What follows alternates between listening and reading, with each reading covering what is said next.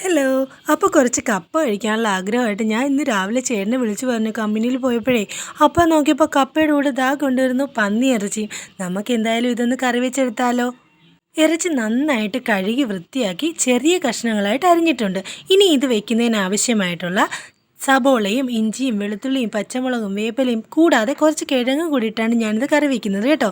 അപ്പോൾ കിഴങ്ങും കൂടി റെഡിയാക്കി വെച്ചിട്ടുണ്ട്. ഈ ഇറച്ചിക്ക് കുറച്ച് വേവ് കൂടുതലാണ് കേട്ടോ. അതുകൊണ്ട് നമ്മളൊരു 6 പ്രാവശ്യം ആദ്യം തന്നെ മസാലയും ഉപ്പും ചേർത്ത് നന്നായിട്ട് അടിച്ചെടുക്കും. പിന്നെ കുക്കർ ഓപ്പൺ ചെയ്തിട്ട് അതിലേക്ക് നമ്മൾ അരിഞ്ഞു വെച്ചിരിക്കുന്ന ഉരുളക്കിഴങ്ങും പിന്നെ കുറച്ച് സബോളയും ഇഞ്ചിയും വെളുത്തുള്ളിയും പച്ചമുളകും വേപ്പിലയൊക്കെ ചേർത്ത് ഒന്നുകൂടെ ഒന്ന് അടിച്ചെടുക്കണം.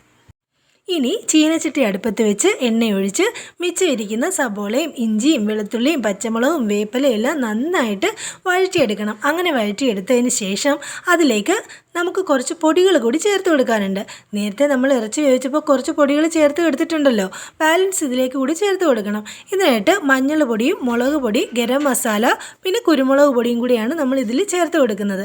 ഇതിൻ്റെ പച്ചമണം മാറുന്നത് വരെ നന്നായിട്ടൊന്ന് വഴറ്റിയെടുത്തതിന് ശേഷം നമ്മൾ നേരത്തെ വേവിച്ച് വെച്ചിരിക്കുന്ന ഇറച്ചിയില്ലേ കുക്കറിനകത്ത് ഇരിക്കുകയാണല്ലോ, അത് നമുക്ക് ഈ വഴണ്ട് വന്നിരിക്കുന്ന ഇതിനകത്തേക്ക് ഒന്ന് ഒഴിച്ചു കൊടുക്കണം. അപ്പോൾ ഞാനത് കുക്കറിലാക്കി കുക്കർ എടുത്തുകൊണ്ട് വന്ന് ഇതിലേക്ക് ഒഴിച്ചു കൊടുക്കുവാണ് കേട്ടോ. അപ്പോൾ ഇങ്ങനെ ഒഴിച്ചു കൊടുത്തതിന് ശേഷം നന്നായിട്ട് തിളപ്പിച്ചെടുക്കണം. ഇങ്ങനെ തിളപ്പിച്ചെടുത്ത് കഴിയുമ്പോൾ നമ്മുടെ ഇറച്ചിക്കറി ഇവിടെ റെഡി ആയിട്ടുണ്ട്. അപ്പോൾ ഇതാണ് ഇതിൻ്റെ ഒരു ഫൈനൽ ഔട്ട്ലുക്ക് എന്ന് പറയുന്നത്.